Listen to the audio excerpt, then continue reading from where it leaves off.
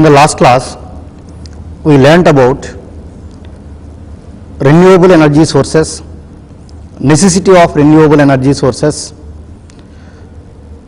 advantages of renewable energy sources, limitations, types of renewable energy sources, and explanation regarding individual renewable source.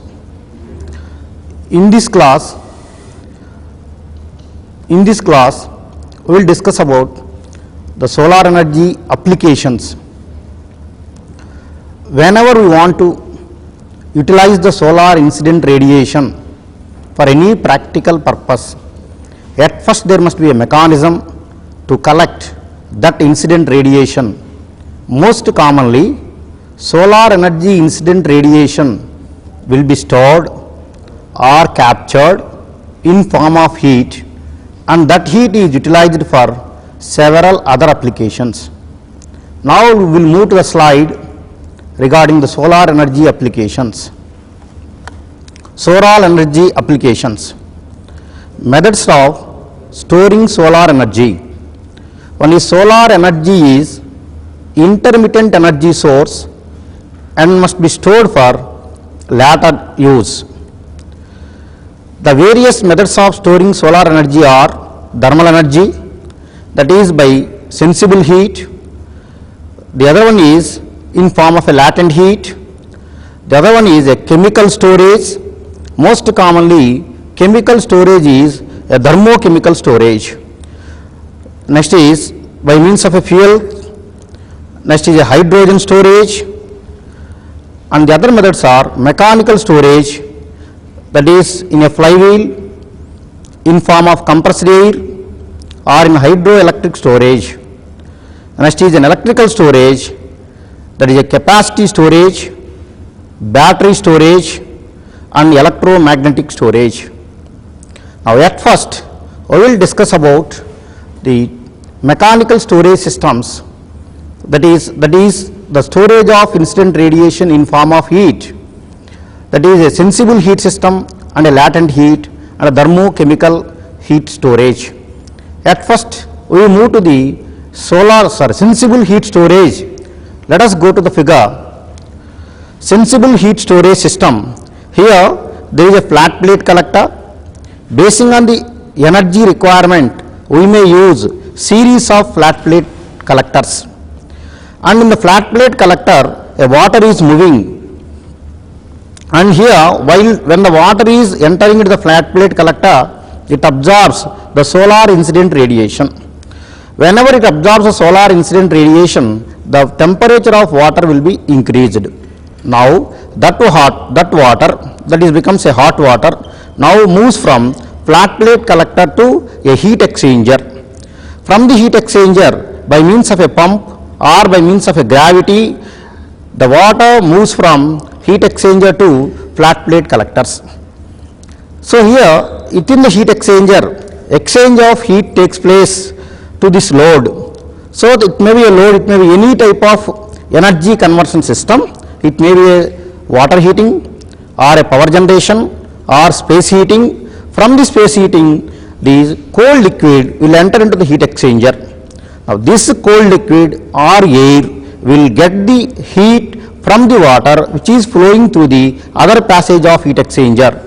By exchanging that heat, this media temperature will be increased, and that hot media, air or water, will enter into the load or energy source. Here, in case of a sensible heat storage in the total system, the heat absorbed by the media in the load circuit is only the sensible heat. That means there is no change in the temperature of media. Now, latent heat storage. Before moving to the latent heat storage, at first we have to consider what are the various medias we can use to capture the sensible heat. Most commonly used source is the water. Sometimes we may use rocks, or sometimes we may use iron oxide. So these three things will absorb the solar incident radiation and absorb the sensible heat. Due to that, there will be an increase in temperature. Now we will go to the next energy capturing method, that is a latent heat system. Now let us see the slide. In latent heat storage, thermal energy is stored in a substance or a mixture when it goes a change of phase while the temperature remains unchanged. The heat that can be stored by unit mass per volume is several times greater than sensible heat storage. Now let us see the equation, a solid plus heat. We are giving the heat to the solid, it will be converted to liquid. From the liquid, whenever there is a necessity, you extract the heat, now it will be converted into solid. So a reversible reaction is taking place between the solid and or between the solids to store the energy. Here, amount of mass which is to be circulated in case of latent heat storage is very much less when compared to sensible heat storage. Why? Because amount of heat absorbed or latent heat is very much high when compared to sensible heat. Let us consider water at room temperature. The maximum sensible heat the water may absorb even at water is circulated at 0 degree centigrade is 420 kilojoules. But if it is a phase change or if you use the water for latent heat storage, it can absorb 2256.9 kilojoules. So it is very much high, nearly 5 times higher than the sensible heat storage. So latent heat storage is most commonly used for high temperature applications. Now move to the next method, that is a thermochemical energy storage. Forward reaction is endothermic in thermal chemical energy storage. When the energy is required, a reverse reaction is performed and that reaction is exothermic.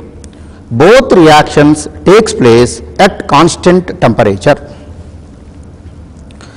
So here, in case of a thermochemical energy storage, we are going to use a media or it may be a salt. Whenever you supply the heat, that is by absorbing the solar incident radiation, this salt will be converted to a liquid.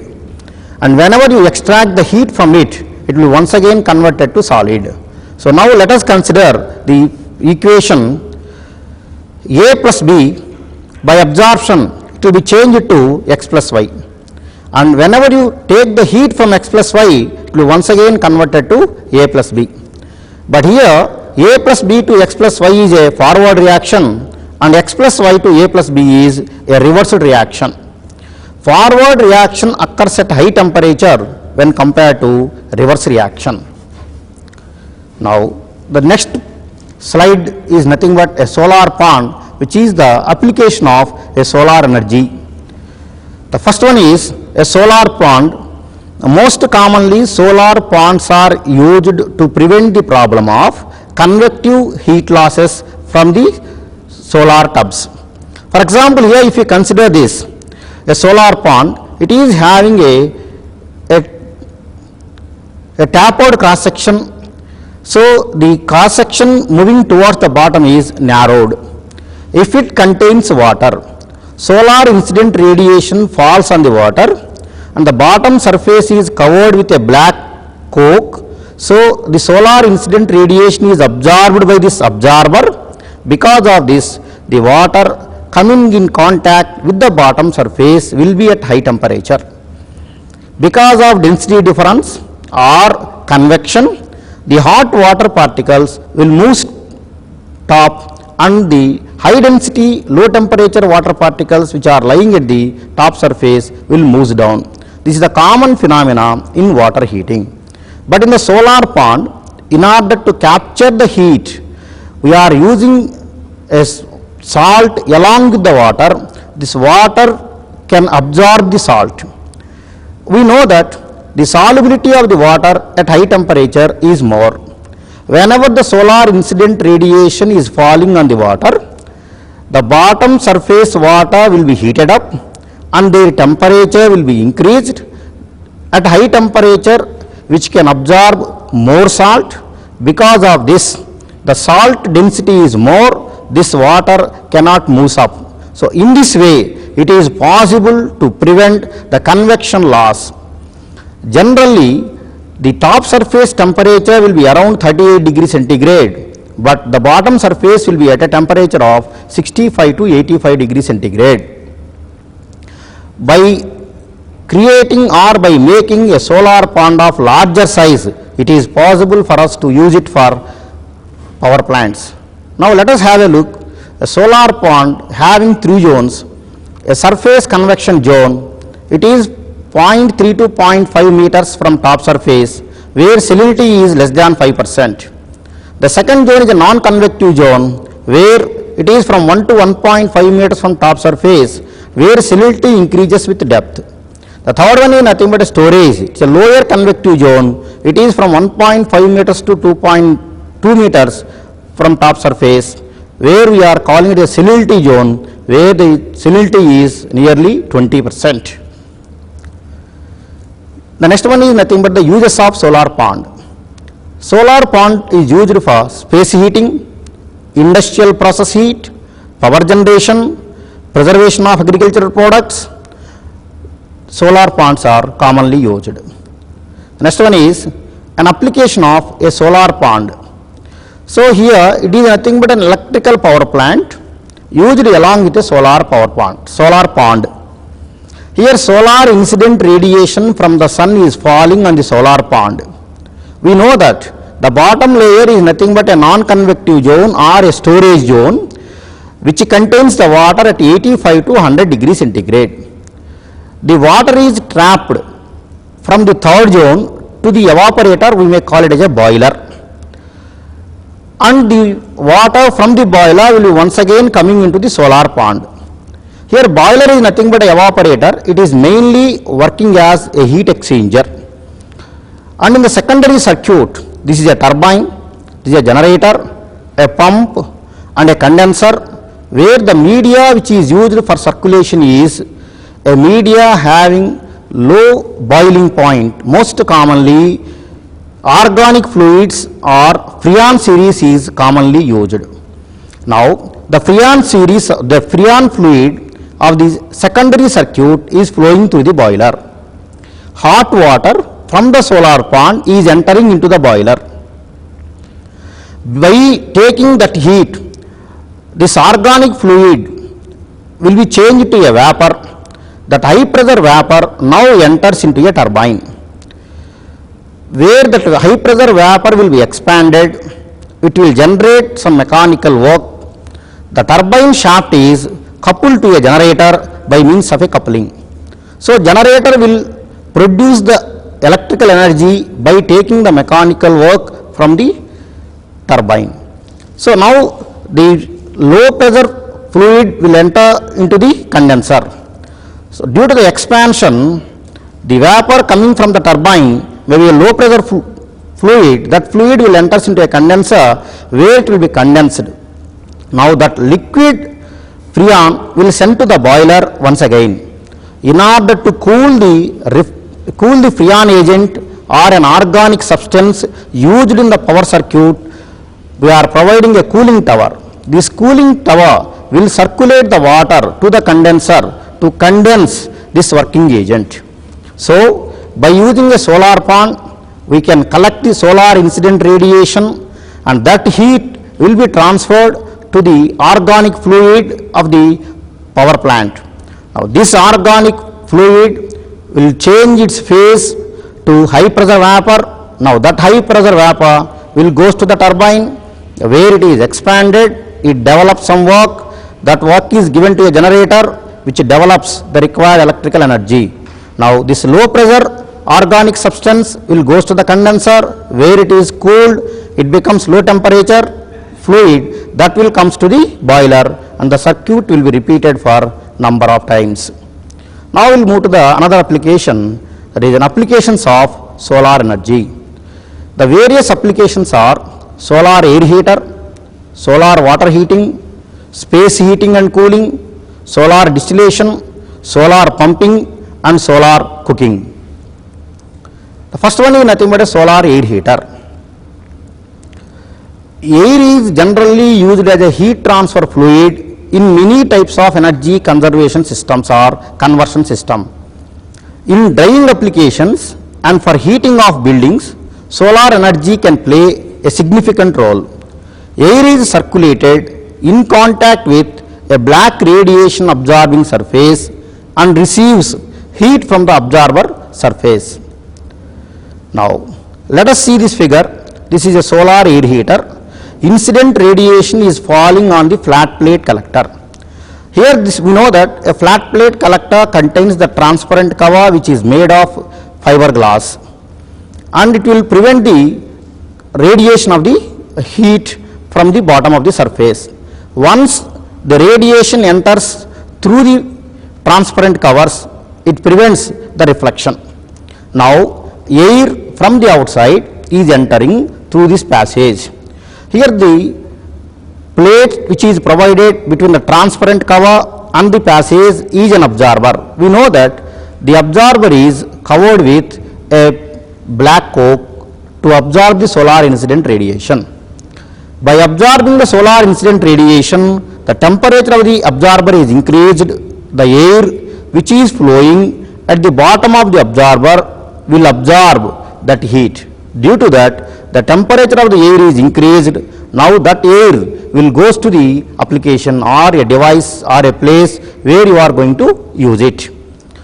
In order to have tracking of the sun, we are providing a flexible stand. It is possible to track the solar air heater along with the sun. We know that sun never be in the same direction. The direction of sun will be changed. By using this tracking stand, it is possible to change the position of the flat plate collector along with the sun. Now we will move to the next slide, that is a solar water heater. The main elements of solar water heater are flat plate collector, insulated storage tank, insulated pipes connecting to collector and tank. So, flat plate collector, we know that in order to absorb the solar incident radiation, flat plate collector is required. Whenever you store the hot water in the tank, the heat will be lost to the atmosphere by means of a radiation or by means of convection. To prevent that, the tank must be insulated. And whenever the water is flowing through the pipes, some heat loss will take place. To prevent this, these pipes must be insulated. Now, let us look at the solar water heater. It is a natural circulation type. Basically, there are two types of solar water heaters. One is a natural circulation type and the other is a forced circulation type. What is the basic difference and what are the advantages between these two? In case of a natural circulation type, the water flow takes place by means of gravity.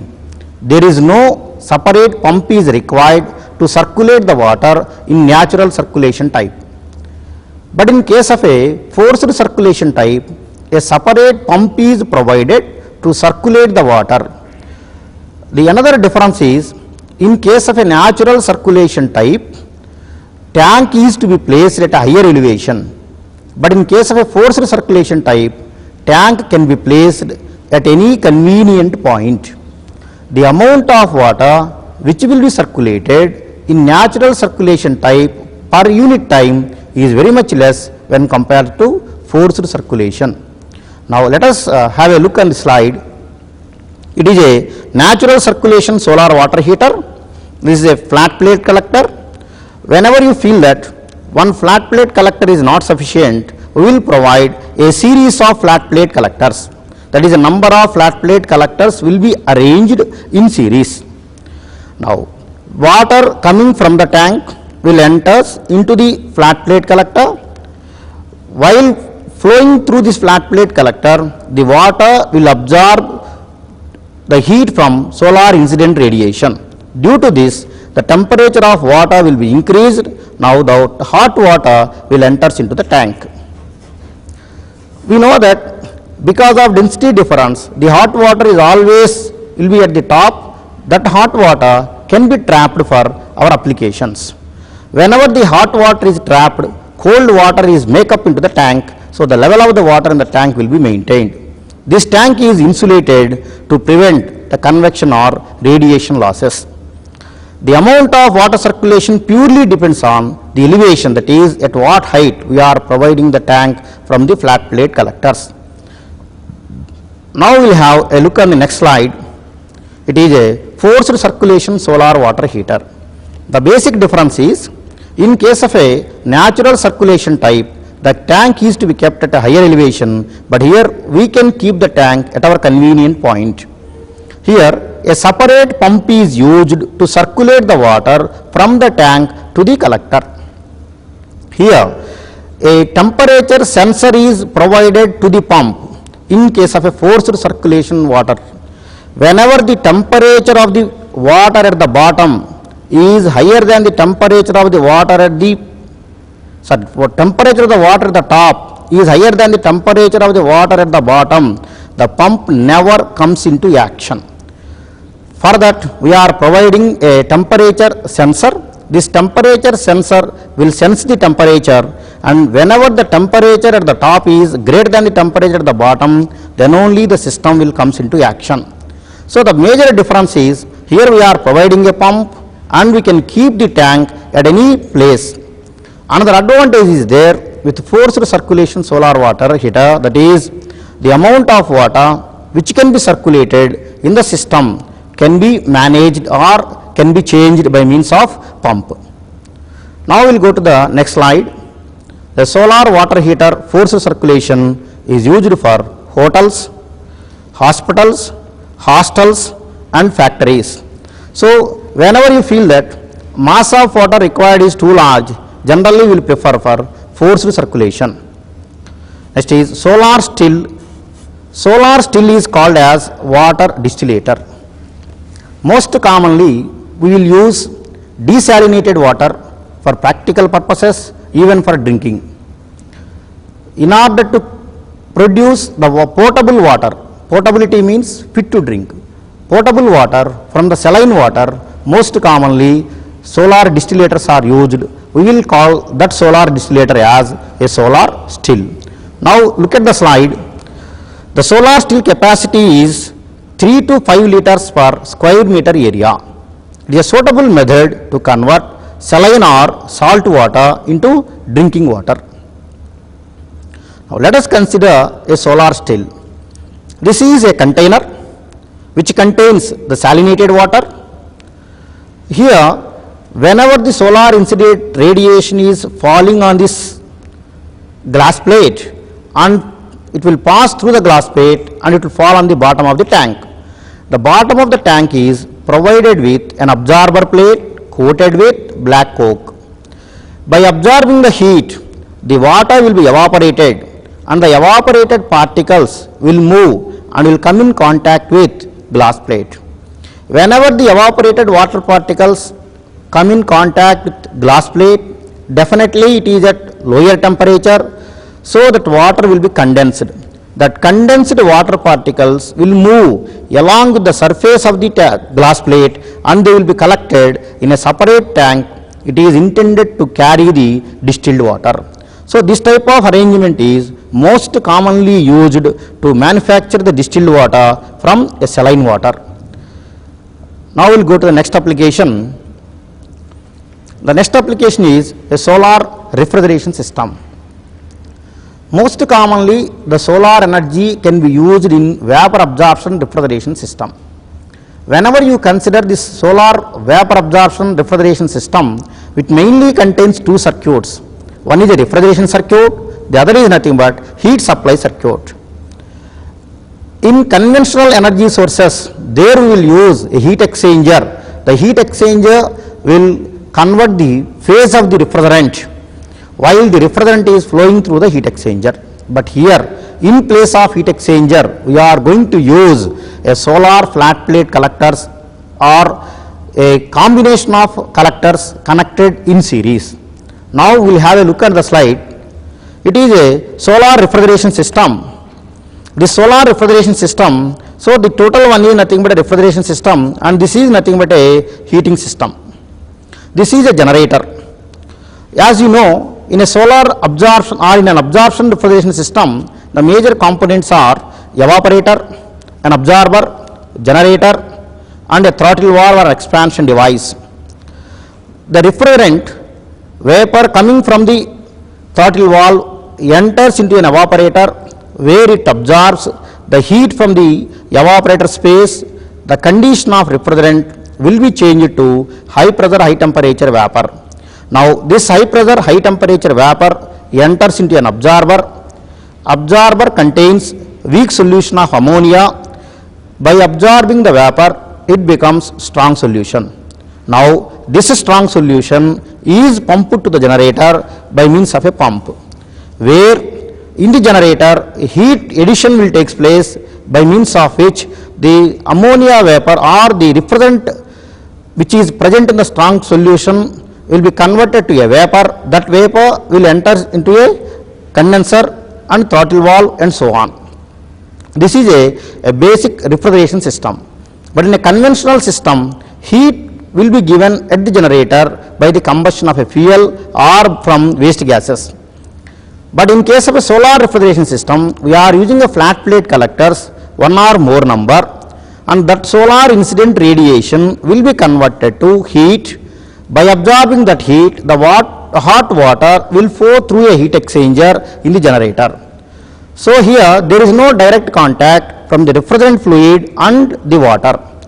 So by absorbing the heat which is flowing, by absorbing the heat from the hot water flowing through the pipe, the refrigerant phase will be changed to vapor. That vapor will move it in the refrigeration circuit.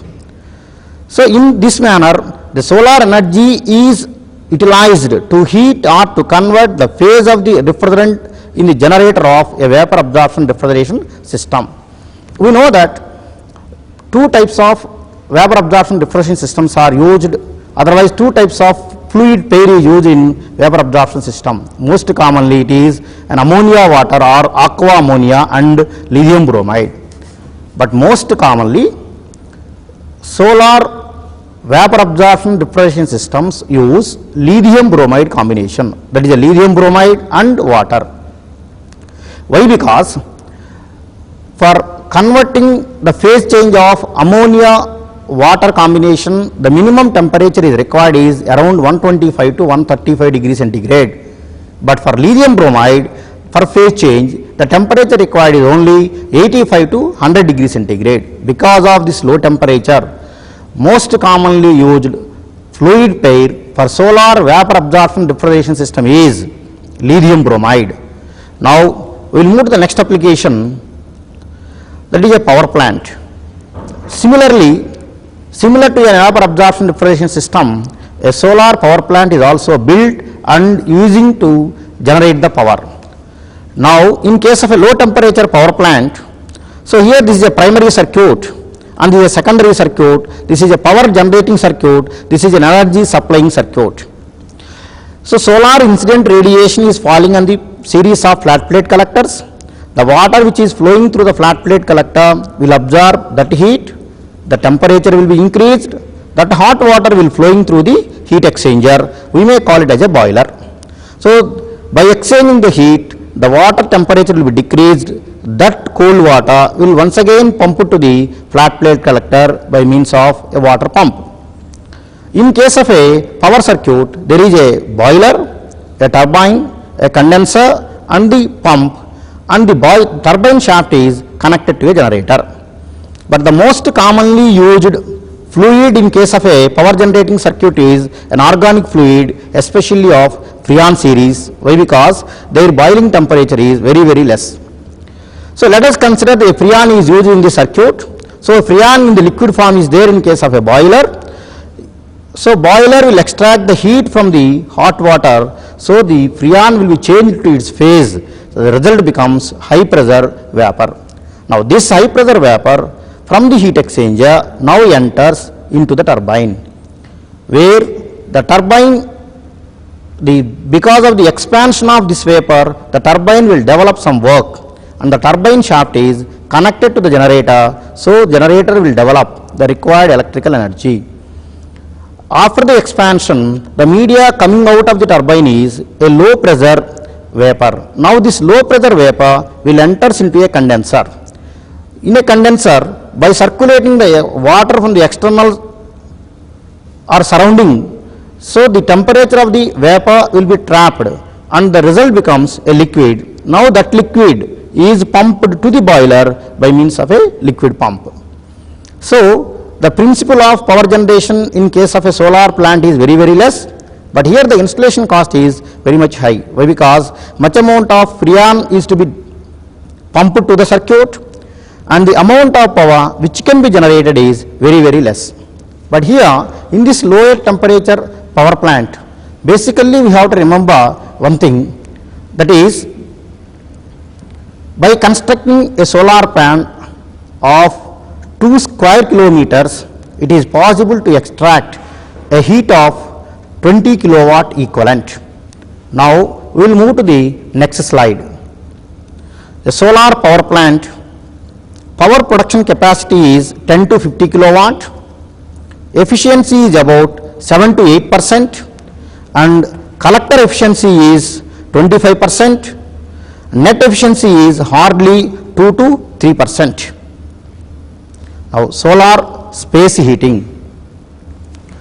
Whenever you consider the solar space heating, it is of two types. One is a passive heating, the second one is active heating. What is the basic difference between a passive heating and active heating?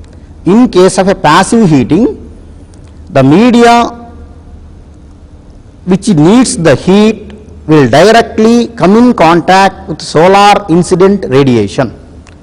So the south side surface of the building on which the solar incident radiation is falling is provided with solar absorbing devices. So those devices will absorb the solar incident radiation and they will supply that heat to the inside media or to the inside space. It is passive heating.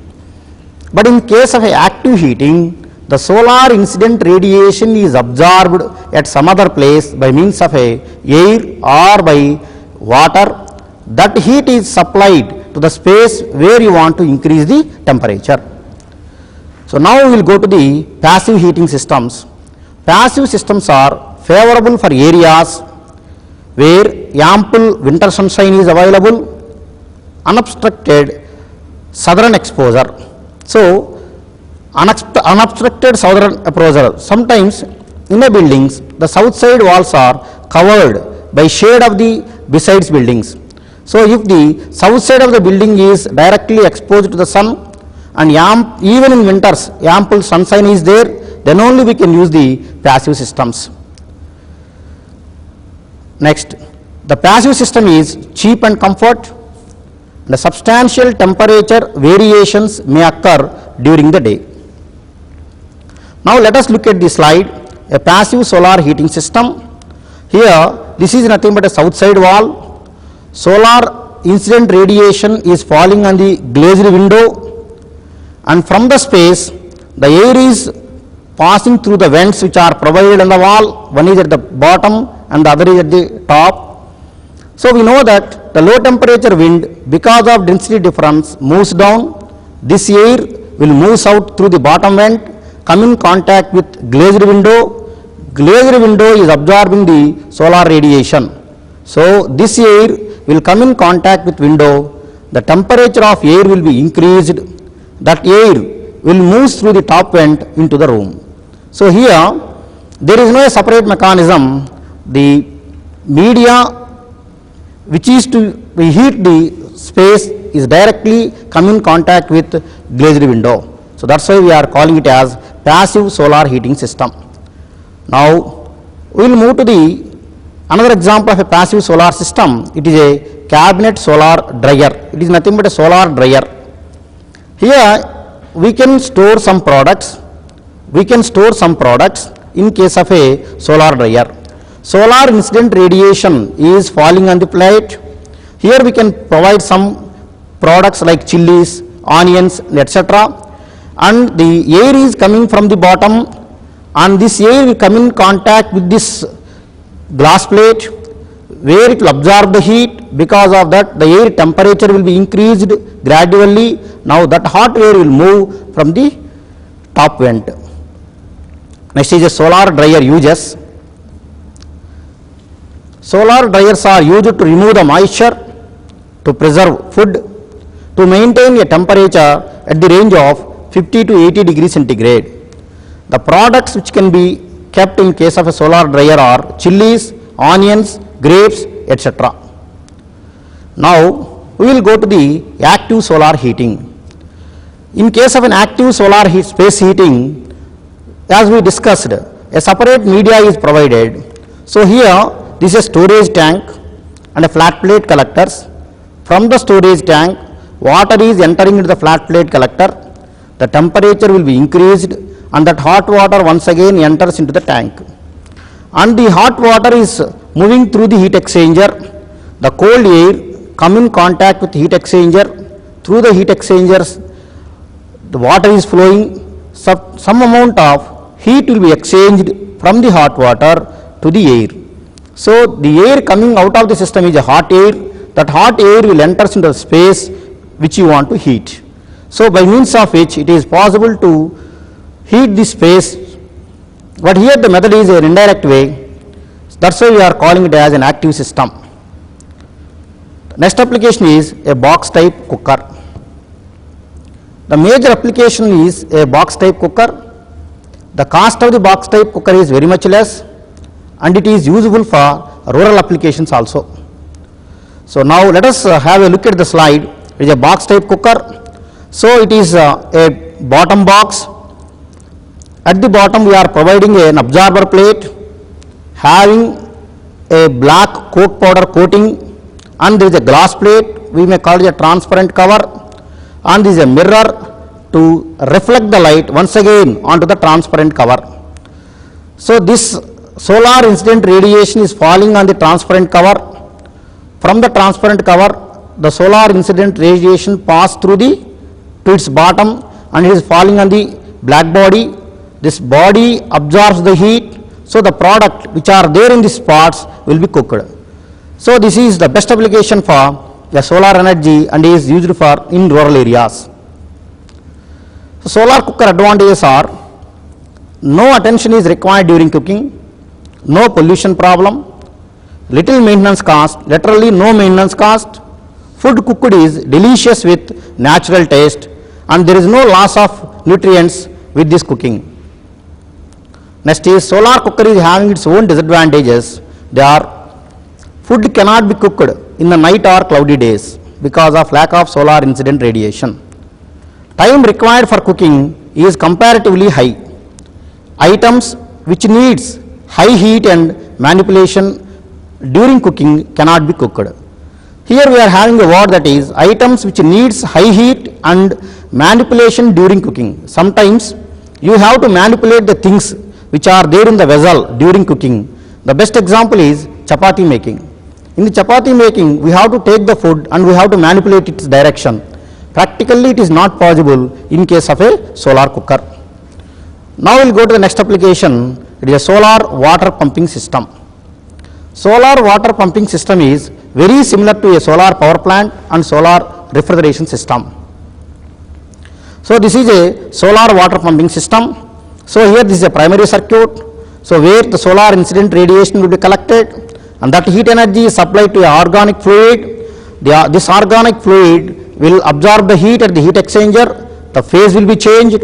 That high pressure vapor will enter into a heat engine where it develops the work. That work is sufficient to run the pump. Everything is same, very similar to a power plant. In a power plant, turbine shaft is connected to a generator to develop the electrical energy, but in case of a solar water pumping system, turbine shaft is connected to the pump. Next is a photovoltaic conversion.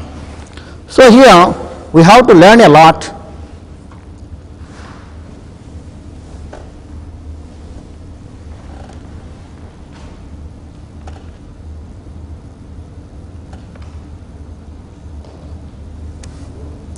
We have to learn a lot about photovoltaic conversion. At first one has to know what is photovoltaic conversion.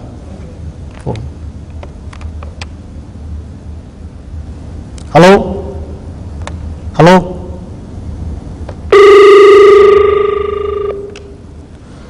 Photovoltaic conversion. At first we have to know what is a photovoltaic conversion. Photovoltaic conversion is the conversion of electromagnetic radiation directly into electrical energy. This is a complex principle. Hello? Hello? Hello. Hello? mixture? Pardon? Hello? Hello? Hello, sir. Hello? Hello, sir. What is Freon mixture? Freon. Yes, sir. Freon is nothing but a refrigerant.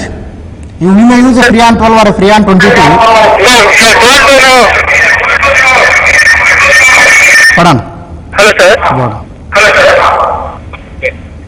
Hello, sir. Hello? What is Freon mixture, sir? We are not going to use any Freon mixture.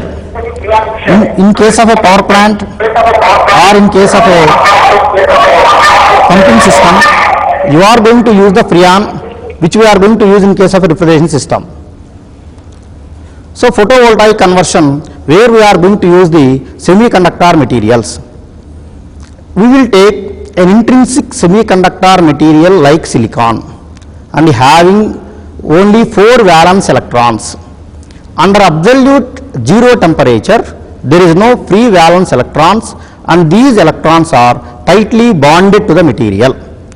If other materials like boron is bonded to the silicon, it is having valence electrons of 3, and we may add a phosphorus having 4 valence electrons at the other side. The side having more valency electrons will become an n-type surface, and the side where more or less valency electrons, that is 3 valency electrons are provided, is nothing but a positive surface. By considering these two, it will form a p-n junction. So from the p-n junction, whenever a solar incident radiation is falling on it, by absorbing the photons, photon is nothing but a packet of energy coming from the sun. So by absorbing that energy, these electrons will be reverberated, and these electrons, while moving through the electrical circuit, electrical energy will be developed. This is about the principle of photovoltaic conversion. In this class, we discussed about the solar energy collectors, solar energy storage mechanisms, and solar energy applications like a solar cooker, solar distillator or solar still, solar power generation, solar water heating system, and solar direct energy conversion systems like photovoltaic devices. Here, the media which we are using in case of solar power plant, solar pumping system or solar refrigerant is generally organic fluids like Freon. We are not going to use any Freon mixture. We are going to use a Freon 12 or a Freon 22 similar to a refrigeration system. Why? Because the Freon series are having less boiling point. Even at room temperature, it will be available at vapor form. In order to have a phase change at low temperature, we are using organic fluids or Freons in case of solar power plants or solar pumping systems.